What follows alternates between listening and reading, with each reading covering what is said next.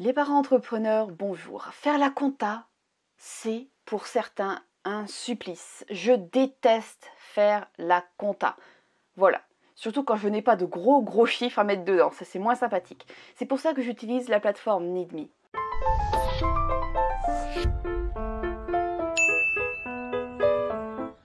Bon, soyons sincères. La plateforme Needme, elle ne me pousse pas à aimer la compta. Elle ne va pas jusque-là. Mais elle me facilite tellement la vie que la compta, ça se fait en quelques clics et que j'ai, visuellement parlant, tout ce dont j'ai besoin pour pouvoir gérer ma compta et dormir tranquille. Je vous explique toute la plateforme et on en fait le tour ensemble. Alors, première page sur laquelle vous arrivez. Ici, c'est une page de démonstration. Ce ne sont pas mes chiffres, ce sont des chiffres fictifs entrés par la plateforme. Donc ici, déjà, on a la courbe du chiffre d'affaires sur les 12 derniers mois. Ça peut être le chiffre d'affaires, ça peut être vos dépenses, vos bénéfices ou vos devis. Voilà, selon ce dont vous avez besoin de voir. Ici à gauche, c'est très intéressant parce que ça, c'est une plateforme créée pour la compta des micro-entreprises. D'accord ? Donc, vous savez que vous avez un plafond au-delà duquel vous devez payer votre TVA. Donc, vous savez à peu près où vous en êtes à ce niveau-là. Et un plafond au-delà duquel vous devez changer de statut d'entreprise. Et ici, cette barre de progression est très intéressante aussi parce qu'elle fait la balance entre les dépenses et les bénéfices. Si vous dépensez plus que ce que vous gagnez, ben là ça va être au rouge. Mais si vous dépensez moins que ce que vous gagnez, ce sera un bénéfice. Voilà. Là c'est toutes les dépenses. La dépense courante de votre entreprise, c'est le salaire que vous versez, c'est l'URSSAF, c'est les impôts, etc. Tout ce qui sort de votre compta, voilà, tout est écrit ici. Et ce qui reste, c'est un bénéfice. D'accord ? Ici, on a une vue d'ensemble sur tout ce qui est devis, factures et règlements qui sont attendus. Voilà, avec le chiffre que vous attendez pour le mois. Voilà, on est bien. Ici, c'est tous les dossiers qui sont en cours. Les dossiers, c'est tout ce qui concerne les devis, les factures pas encore payées, etc. Donc, c'est par rapport au chiffre d'affaires que vous attendez. Voilà, vous avez un dossier pour Patrick Elec, vous avez un dossier pour Sophie Naturopathe, un dossier pour le dépanneur informatique, voilà. Et tous ces dossiers sont censés vous rapporter 1785 €. Voilà. Selon la manière dont vous, voilà, dossier relance. Selon la manière dont vous fonctionnez, vous pourrez jongler avec les deux. Ici, c'est un petit graphique pour pouvoir jongler entre les clients et les campagnes. Vous pouvez ici avoir une vision d'ensemble de combien de clients vous avez rapporté cette année et voir votre progression ou votre régression. Après, en dessous, c'est les relances. Voilà, ici, c'est le récapitulatif. C'est très visuel et c'est très intuitif. J'avoue que j'ai tout de suite compris à quoi ça servait. Ici, c'est tout ce qui a trait plutôt aux chiffres.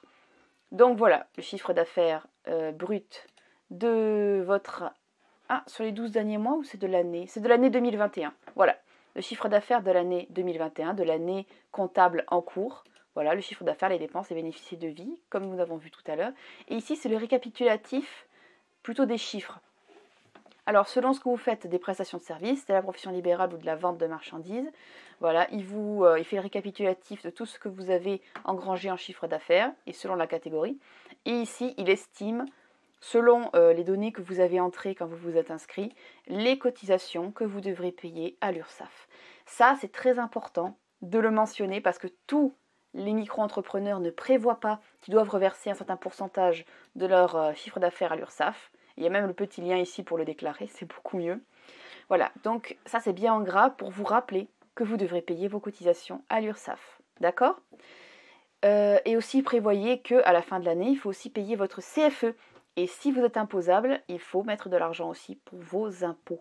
Mais ça, je vous avais fait une vidéo sur ce sujet, je vous le mets dans le petit i. Là, c'est le mois qu'il y avait avant, donc le mois de décembre, c'est le mois dernier. Et là, nous sommes en janvier, donc c'est pareil pour janvier. Il fait pareil, il inscrit le chiffre d'affaires au fur et à mesure que vous entrez les factures et il estime votre cotisation. Voilà.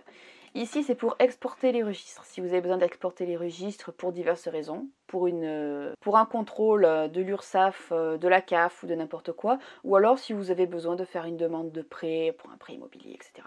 Bref, on exporte les registres exactement comme n'importe quelle autre entreprise. Ici, c'est le registre des recettes. Voilà, la référence de votre facture, la date, le client, le montant. Voilà, très simple. Pareil pour les dépenses, parce qu'il faut entrer ses dépenses. Il faut vraiment entrer ses dépenses. Je sais que je le répète plusieurs fois, mais c'est quelque chose que beaucoup de micro-entrepreneurs ne font pas. Voilà, des comptes, c'est l'argent qui rentre, l'argent qui sort. Et ce qui reste à la fin, c'est un bénéfice. C'est comme ça que ça marche. Et voilà. Donc les dépenses et les cotisations sont entrées ici. Donc les dépenses, ça peut être l'électricité, ça peut être les sous que vous avez envoyés sur votre compte perso pour payer l'alimentation, ça peut être vos cotisations, comme je vous l'ai dit, ça peut être tout ce qui a attrait aux sous de votre entreprise. Tout ce qui sort de ce compte est donné ici. Voilà. Donc ça, c'est le récapitulatif en chiffres purs de l'année. Ici, c'est pour faire les devis et les factures.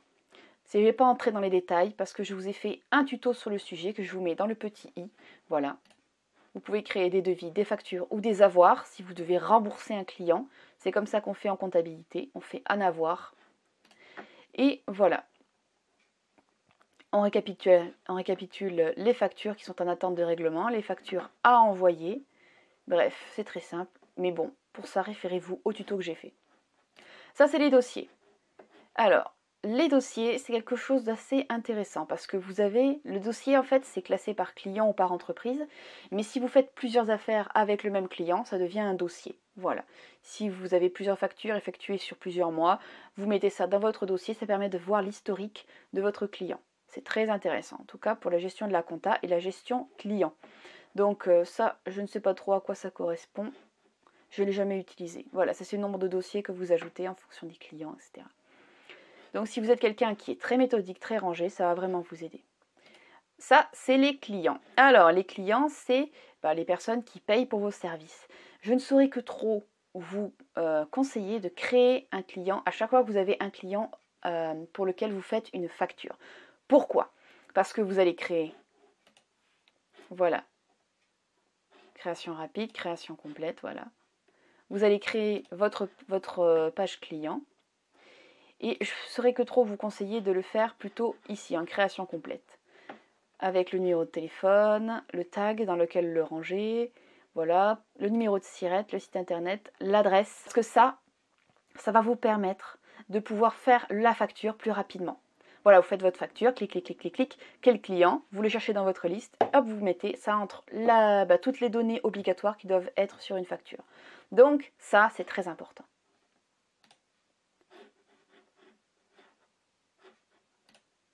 Voilà, ça je ne sais jamais s'il faut mettre oui ou non. Donc ça c'est la liste de vos contacts, donc c'est un peu plus précis que les dossiers parce que les dossiers vous devez farfouiller, vous devez chercher. Et là c'est tous les contacts. Par exemple là vous avez les favoris, donc vos clients les plus récurrents, m'est avis. Et ça c'est les clients les plus récents. Voilà.